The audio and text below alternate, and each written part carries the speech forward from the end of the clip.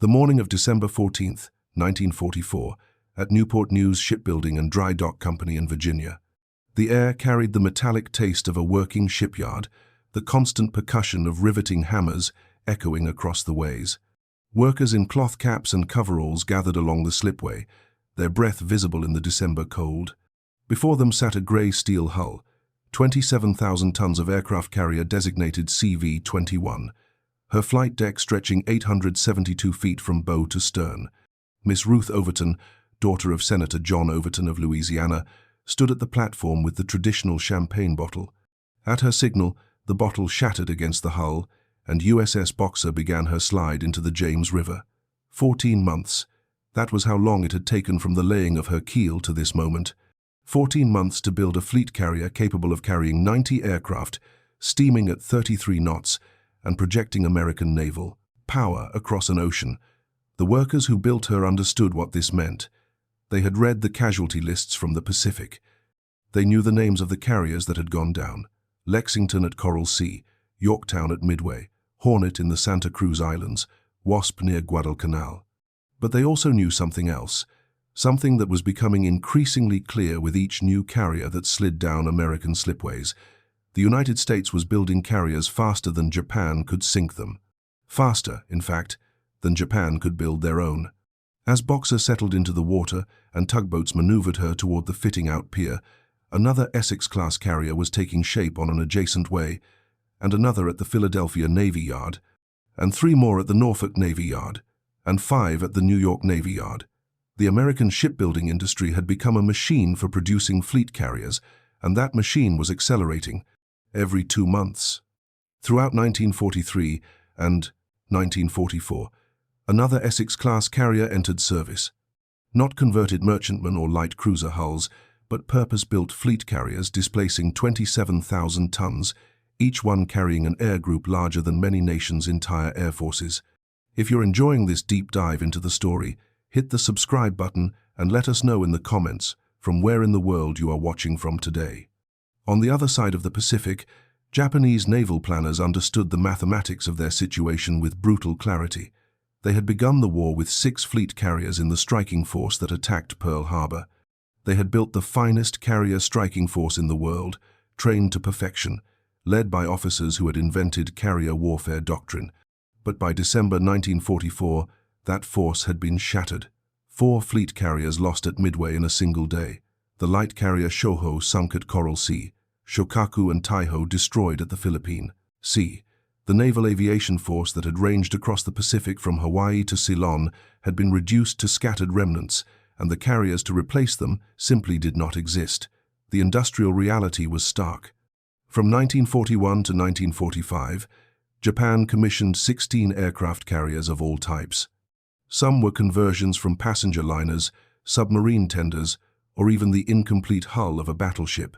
Only one purpose-built fleet carrier, Taiho, was laid down after the war began, and she had taken 32 months to complete before being sunk by a single submarine torpedo 3 months after commissioning. In that same period, the United States laid down and commissioned 17 Essex-class fleet carriers, plus 9 Independence-class light carriers converted from cruiser hulls, plus dozens of escort carriers. The disparity was not merely quantitative, it was civilizational. The story of how this happened begins years before Pearl Harbor, in the naval, arms limitation treaties that defined the interwar period. The Washington Naval Treaty of 1922 and the London Naval Treaty of 1930 had placed strict limits on carrier construction. The United States and Britain were each limited to 135,000 tons of aircraft carriers. Japan was limited to 81,000 tons. Within these constraints, each navy developed its carrier doctrine and design philosophy. Japan chose to build carriers that maximized striking power within the treaty limits. Their carriers were efficient, well-designed machines optimized for projecting offensive power. Speed, aircraft capacity, and operational range took priority over armor protection and damage control redundancy. The Shokaku-class carriers, authorized under the 1937 Fleet Replenishment Program, represented the apex of this philosophy. Displacing 25,675 tons standard, these carriers could make 34.5 knots and operate 72 aircraft. They were beautiful ships, with clean lines and efficient layouts.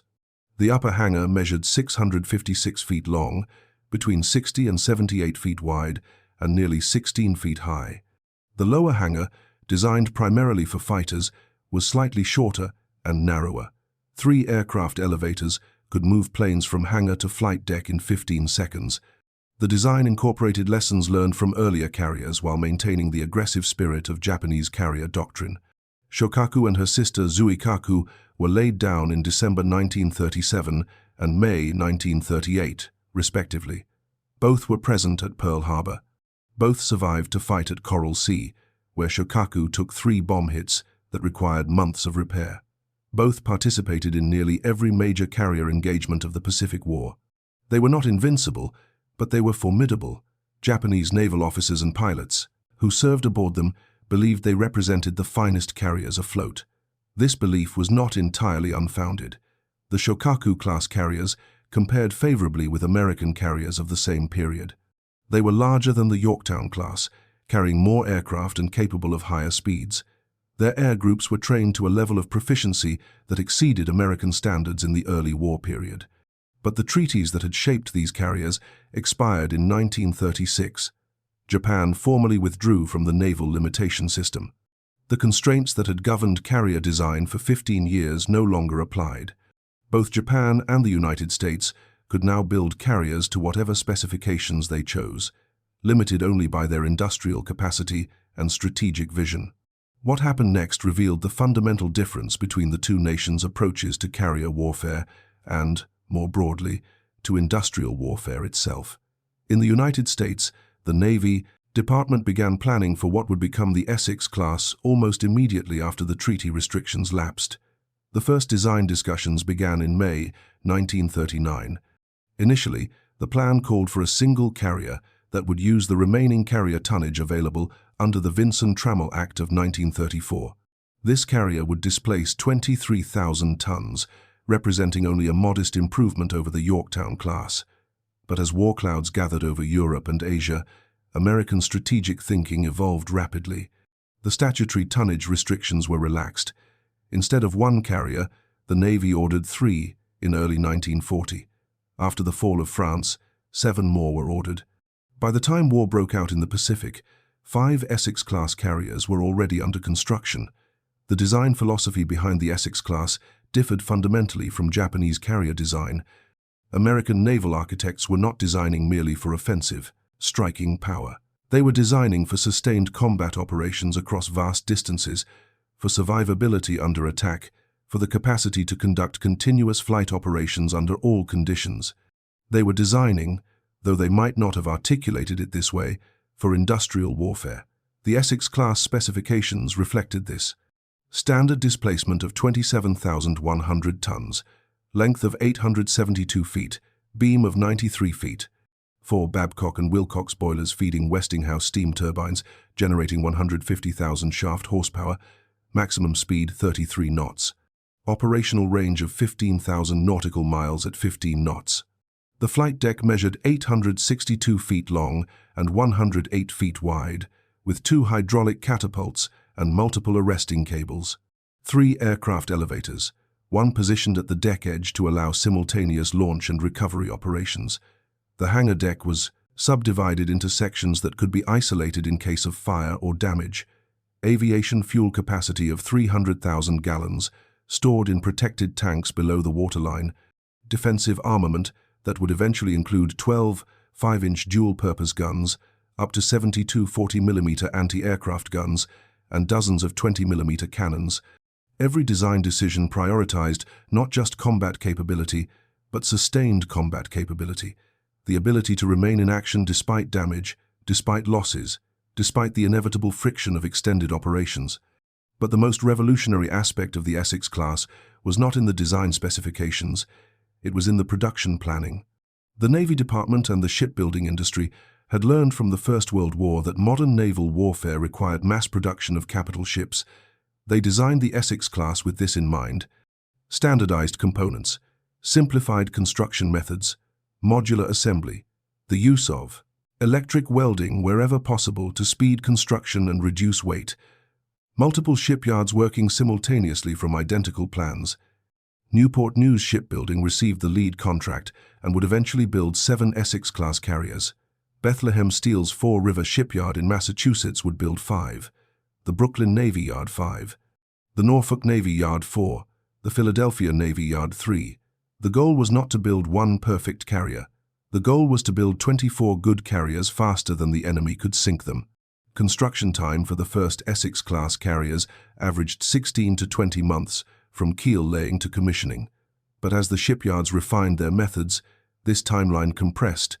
USS Yorktown, designated CV-10, took 16.5 months from keel to commissioning. Later vessels took as little as 14 months. This was not merely efficient shipbuilding. This was industrial mobilization on a scale the world had never seen. And it was about to collide with an enemy whose industrial base, while sophisticated, simply could not match this level of output. Japan's response to the lapsing of treaty restrictions was different. The Modified Fleet Replenishment Program of 1942 envisioned a new generation of carriers to replace losses and expand the fleet. The centerpiece would be Taiho, an armored fleet carrier of 29,300 tons, standard displacement. 5 additional carriers of an improved Taiho design, the G-15 project, were planned. Alongside these would be 15 carriers of a modified Hiryu design, the Unryu class, displacing approximately 17,200 tons standard. These would form the core of Japan's carrier striking force. The armored Taiho-class carriers would constitute the first line, absorbing punishment while delivering strikes. The lighter Unryu-class carriers would form the second line, launching devastating counterstrikes once the enemy's position was revealed. It was a sophisticated strategy, reflecting years of naval aviation experience. But it required something Japan increasingly lacked: the industrial capacity to execute the plan. Taiho herself, laid down at Kawasaki's Kobe shipyard in July 1941, took 32 months to complete. She was commissioned in March 1944, a beautiful ship with an armored flight deck and innovative design features. She represented what Japan could achieve when all its industrial and engineering expertise focused on a single vessel. 3 months later, she was sunk by a single torpedo from the American submarine Albacore. The 5 additional G-15 carriers were never even laid down. The Unryu class fared marginally better. 6 were launched, 3 were commissioned. But by the time they entered service, Japan lacked the trained pilots to fill their air groups and the fuel to operate them. The Americans, meanwhile, continued launching Essex-class carriers every 2 months. USS Essex herself, commissioned at the end of 1942, was striking Marcus Island by August 1943. USS Yorktown, commissioned in April 1943, joined the Fast Carrier Task Force by mid-year.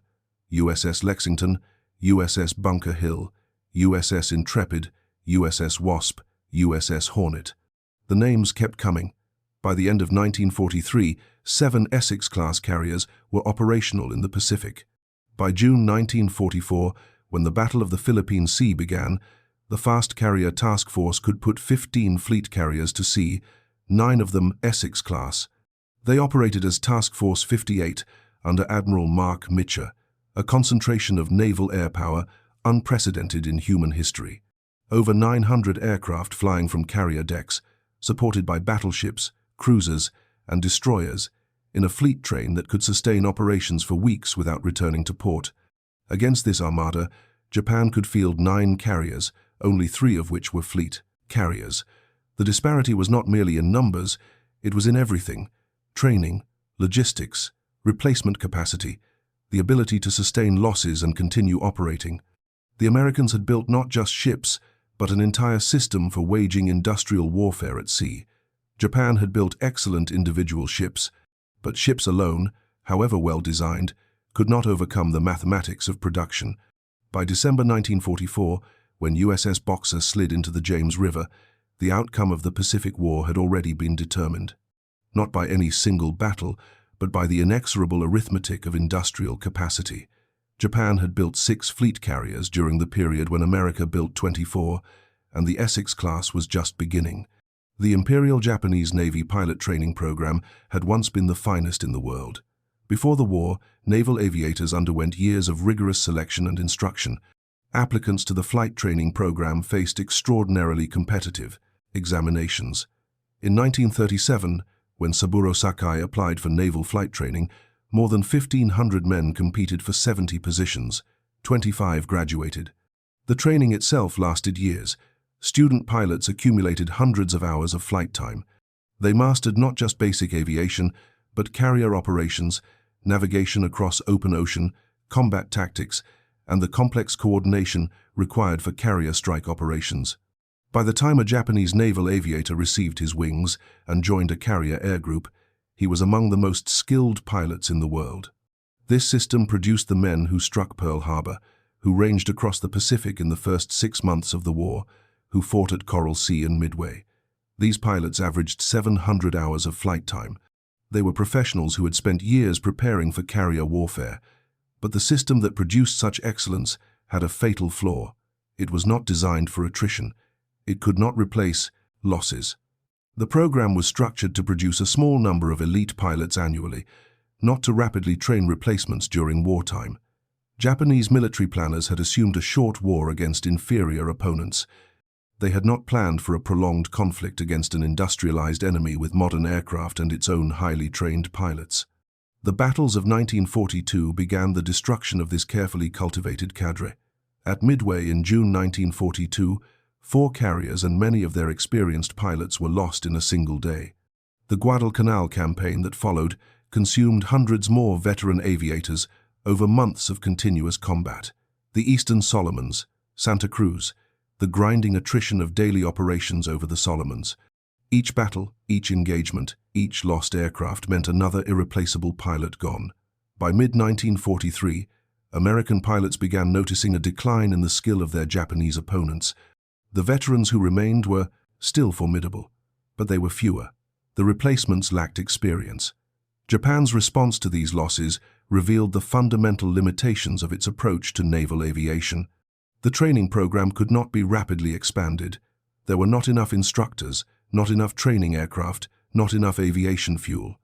More critically, Japanese military doctrine kept experienced pilots at the front rather than rotating them home to train new aviators. The Americans did the opposite.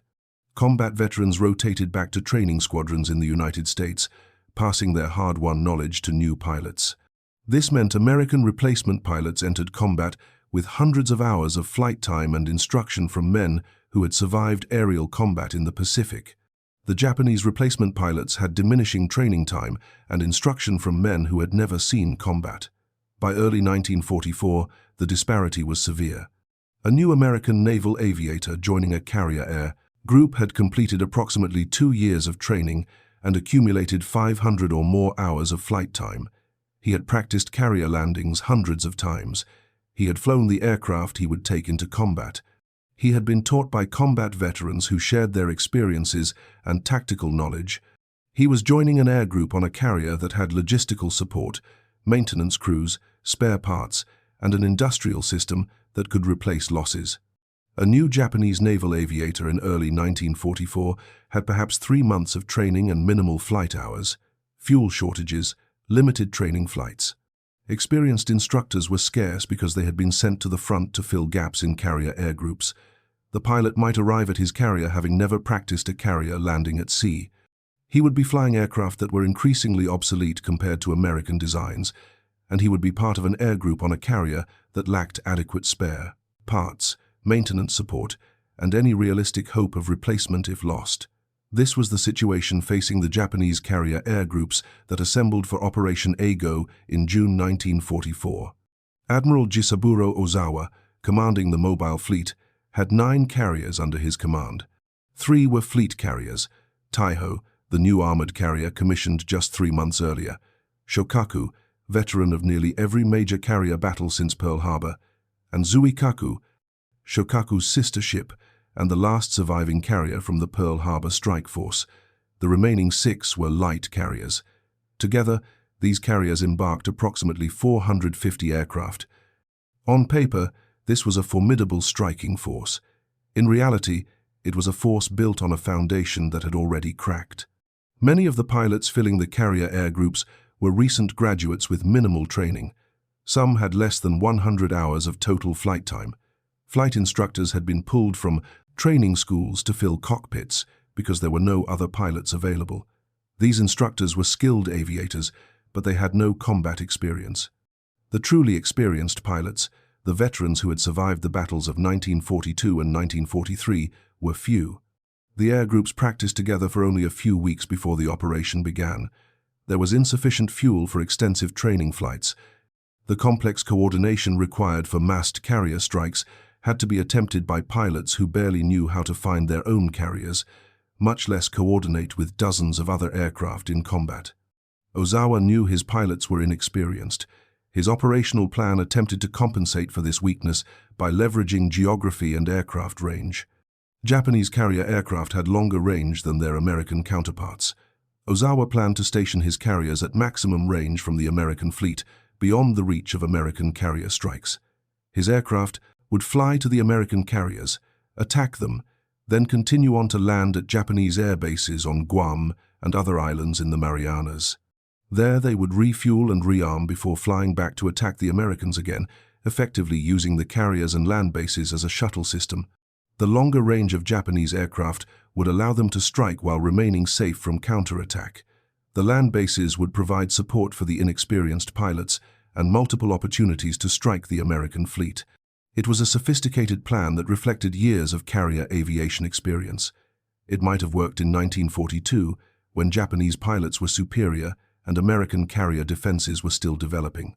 In June 1944, it encountered Task Force 58.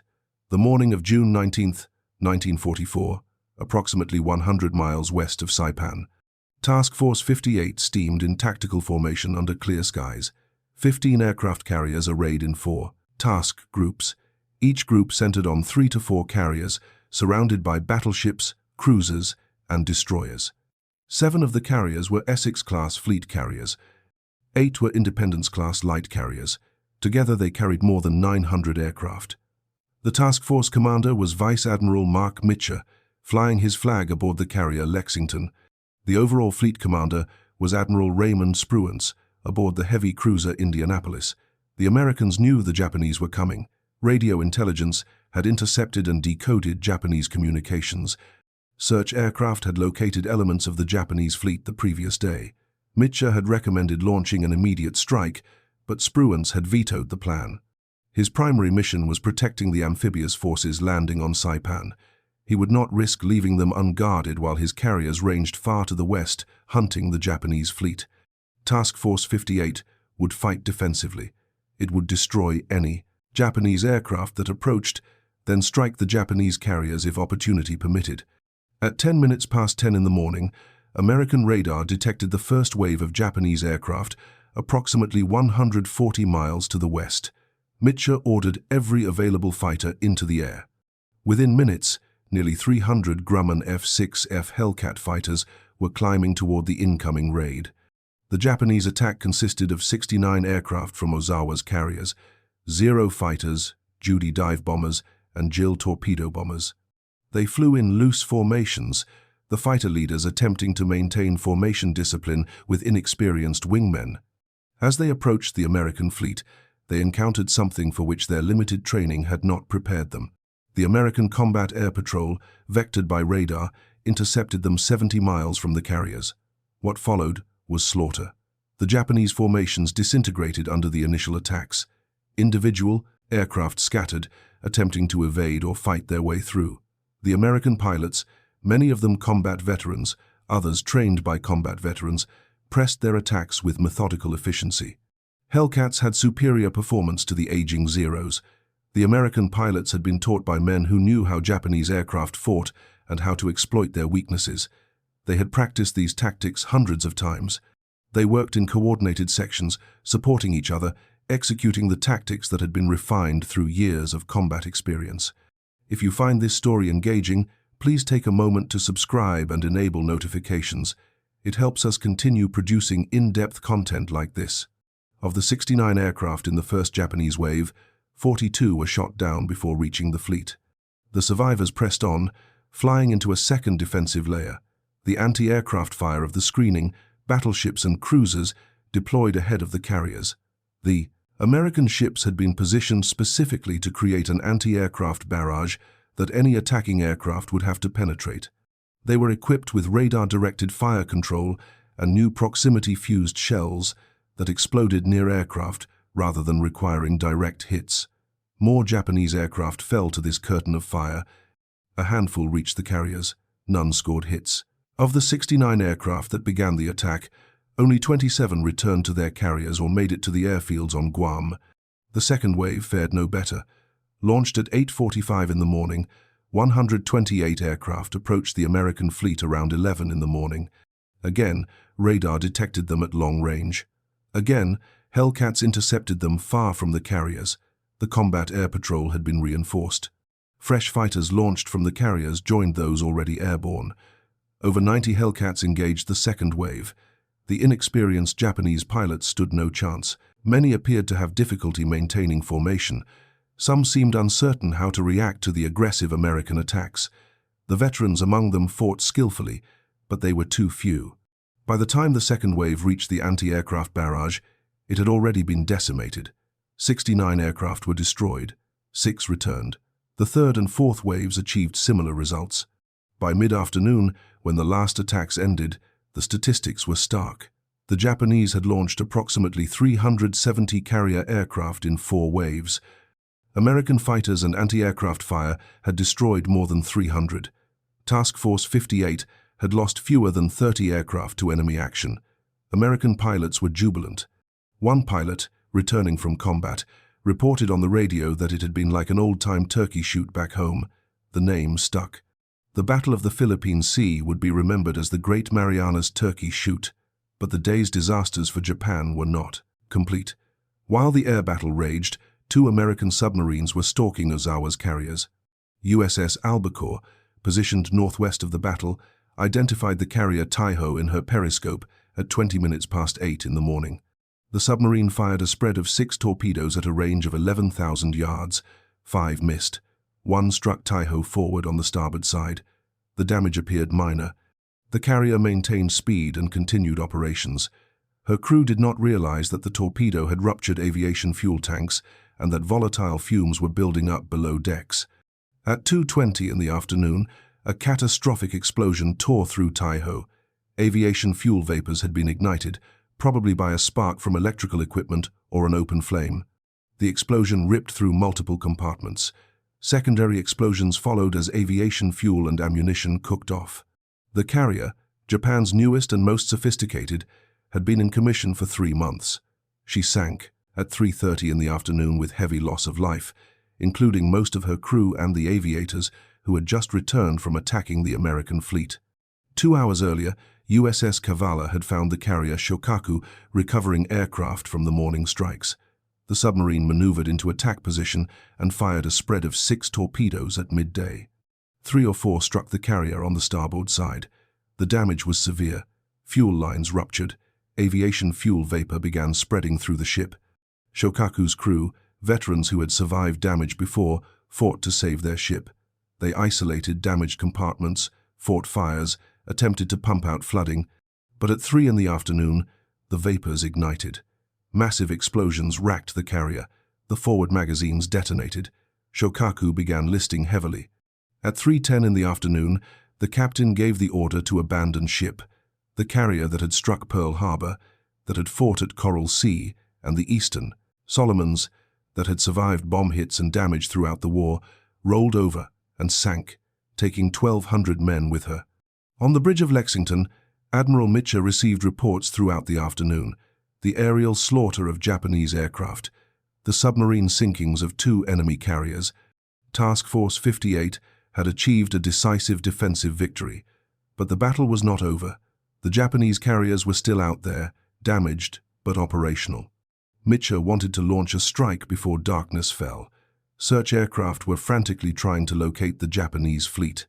Not until late afternoon did they find it, approximately 275 miles to the northwest. It was at extreme range, beyond what American doctrine considered acceptable for a carrier strike. Aircraft would have to fly nearly to their maximum range, conduct attacks, then return in darkness with fuel tanks nearly empty. Many would not make it back. But the opportunity to strike the Japanese carriers might not come again. Mitchell ordered the strike launched. At 4:20 in the afternoon, 216 aircraft took off from the carriers of Task Force 58, Hellcat fighters, Helldiver dive bombers, Avenger torpedo bombers. They flew northwest toward the last known position of the Japanese fleet. By the time they found it, the sun was low on the horizon. The pilots had perhaps 30 minutes of daylight remaining for their attacks. The Japanese fleet was steaming at high speed, attempting to put distance between itself and the Americans. Ozawa still had 6 operational carriers, though 2 of his best had been sunk. His remaining carriers launched every fighter they could get airborne for defense, but there were not many. Most of his fighters had been lost in the turkey shoot. Perhaps 35 Japanese fighters rose to meet the American strike. The American attack was swift and professional. Fighters swept aside the Japanese combat air patrol. Dive bombers and torpedo bombers pressed home their attacks through anti-aircraft fire. The carrier Hio took at least 1 torpedo hit. Aviation fuel vapors that had been building up since earlier damage ignited. She exploded and sank at 800 in the evening. The fleet oiler Genyo Maru was also sunk. The carrier Zuikaku and several other ships were damaged, but most of the Japanese ships survived. Darkness was falling, and the American pilots had to break off the attack and begin the long flight back to their carriers. The return flight became an epic of navigation and fuel management. Pilots nursed their aircraft eastward through darkness, fuel gauges dropping toward empty. Many did not have enough fuel to reach the carriers. Some ditched in the ocean as their engines quit. Others reached the vicinity of Task Force 58, but could not find their carriers in the darkness. Mitchell made a decision that violated blackout procedures, but might save lives. He ordered all the carriers to turn on their lights. Searchlights pointed skyward. Flight deck lights illuminated. Ships fired star shells to mark positions.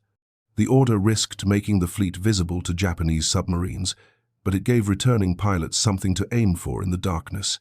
Even with the lights, many aircraft did not make it. Pilots landed on any carrier they could find, ignoring which was their home ship. Some crashed on landing, out of fuel or damaged. Others ditched in the ocean near the fleet, their pilots rescued by destroyers. By midnight, when the last aircraft had landed or gone into the sea, the strike force had lost 80 planes. 20 aircrew were killed, but hundreds of pilots who would have died in the darkness were saved by Mitchell's decision to illuminate the fleet. The Battle of the Philippine Sea ended on June 20th. Admiral Ozawa withdrew his surviving carriers toward Okinawa. He had lost 3 carriers, Taiho, Shokaku, and Hio. More critically, he had lost approximately 400 carrier aircraft and most of their pilots.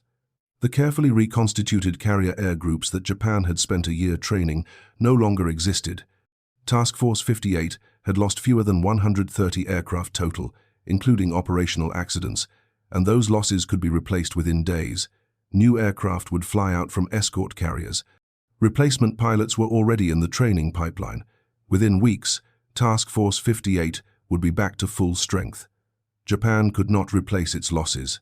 The 3 carriers could be replaced only by months or years of construction at shipyards that lacked materials and were increasingly subject to American air attack. The 400 aircraft could be replaced by factories, but those factories were producing increasingly obsolescent designs with chronic shortages of critical materials. The pilots could not be replaced at all, not with the training time required, not with the fuel available, not with the instructors needed.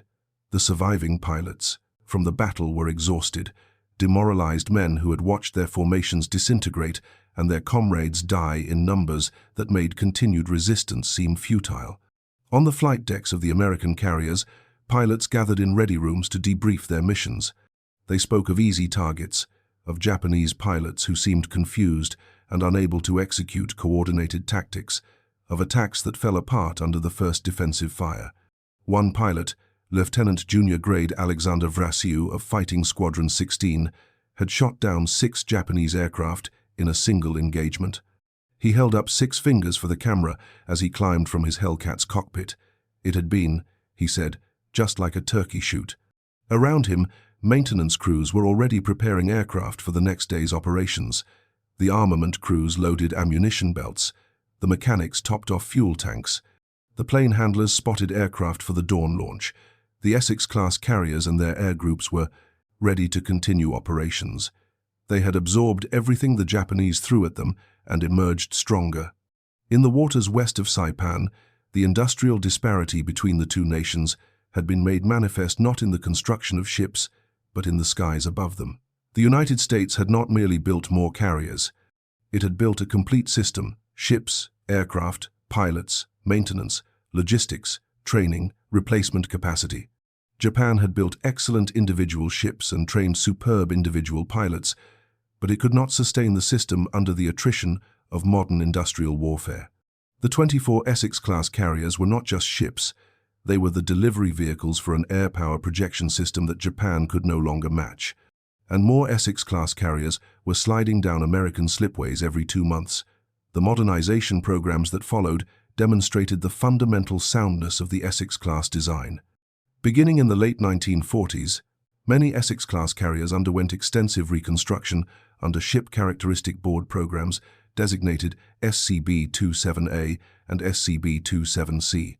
These modifications strengthened the flight deck and elevators to handle heavier jet aircraft, installed more powerful steam catapults, improved the arresting gear, increased aviation fuel capacity, and upgraded radar and electronics. The work was so extensive that ships emerged from the shipyards almost completely rebuilt internally, though their external profile remained recognizable. 8 carriers received the SCB-27, a modification. 6 received the SCB-27C variant. The next phase of modernization came under the SCB-125 program in the mid-1950s. This added the most visible changes: an angled flight deck that allowed simultaneous launch and recovery operations, a hurricane bow that enclosed the forward flight deck and prevented damage from heavy seas, improved lighting and optical landing systems, and relocated elevators. These modifications transformed Essex-class carriers into viable platforms for modern jet aircraft. 7 ships that had received the 27, a modification, subsequently received the 125 upgrade. All 6 ships that received the 27C work also got the 125 modifications. The modernized carriers looked dramatically different from their World War II configuration, but they retained the same hull and basic structure. These rebuilt Essex-class carriers formed the backbone of American naval air power through the 1950s and into the 1960s, serving alongside the newer Midway-class carriers until the first supercarriers of the Forrestal-class began entering service. 13 Essex-class carriers participated in the Vietnam War, conducting strikes against targets in North Vietnam, providing air support for ground forces in South Vietnam, and performing anti-submarine warfare missions. They launched A-4 Skyhawks, F-8 Crusaders, A-1 Sky Raiders, and various helicopters on thousands of combat sorties. USS Oriskany, one of the last Essex-class carriers in combat, earned 7 battle stars during her Vietnam service. By the late 1960s, as more modern supercarriers entered the fleet, the remaining Essex-class carriers transitioned to specialized roles. Several were redesignated as anti-submarine warfare carriers, designated CVS, and carried air groups optimized for hunting Soviet submarines. Others became amphibious assault ships, designated LPH, serving as helicopter carriers for Marine Corps operations. USS Lexington, which had been commissioned in February 1943 as an attack carrier, was converted to a training carrier in 1962 and continued in that role until 1991. For nearly 30 years, she trained naval aviators, providing a stable platform where pilots could practice carrier landings and operations. She was the last Essex-class carrier in commission, decommissioned 48 years after her initial commissioning. The lesson echoes beyond World War II and the Pacific Theater. Modern warfare between industrial powers is as much about logistics, production capacity, training infrastructure, and system integration as it is about individual weapons, platforms, or tactical prowess. A nation can build the finest individual ship or aircraft or tank, but if that platform cannot be produced in adequate numbers, cannot be supported logistically, cannot be crewed by adequately trained personnel, and cannot be replaced when lost, then individual excellence becomes irrelevant against the opponent with adequate platforms in overwhelming numbers, supported by robust logistics and continuous replacement capacity. The workers at Newport News who launched USS Boxer in December 1944 were not building a superior carrier. They were building the 14th example of a standardized design that was good enough to do the job, and they were building it fast enough that more would follow every 2 months. 70 miles to the south at Norfolk Navy Yard, another Essex-class carrier was taking shape. In Brooklyn, New York, yet another was under construction. In Philadelphia, the same. The slipways at Quincy, Massachusetts, had launched Essex-class carriers and would launch more. The system worked because it was designed to work, because American planners had understood that victory in industrial warfare required not just good ships, but many good ships produced continuously and supported completely. The Essex-class delivered exactly that. And in doing so, these carriers won the Pacific War not through any single battle, but through the relentless accumulation of industrial and tactical superiority that made Japanese victory impossible and American victory inevitable. The mathematics were brutal and simple. Japan built 6 fleet carriers during the war.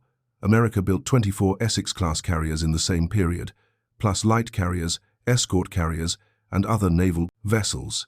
Japan could not replace pilot losses. America trained tens of thousands of pilots. Japan struggled to maintain fuel supplies for its carriers. America built a logistics system that kept carriers operational for months at sea.